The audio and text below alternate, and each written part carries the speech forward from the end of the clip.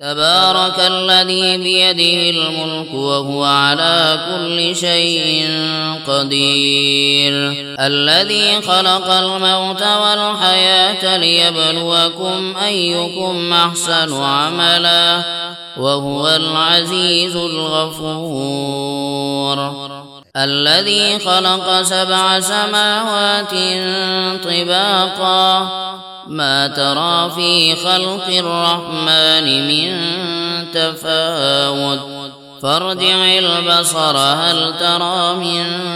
فطور ثم ارجع البصر كرتين ينقلب إليك البصر خاسئا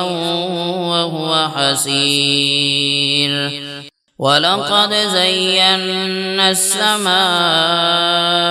الدنيا بمصابيح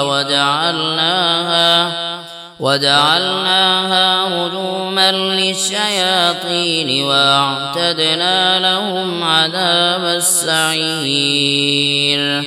وللذين كفروا بربهم عذاب جهنم وبئس المصير إذا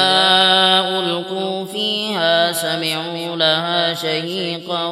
وهي تفور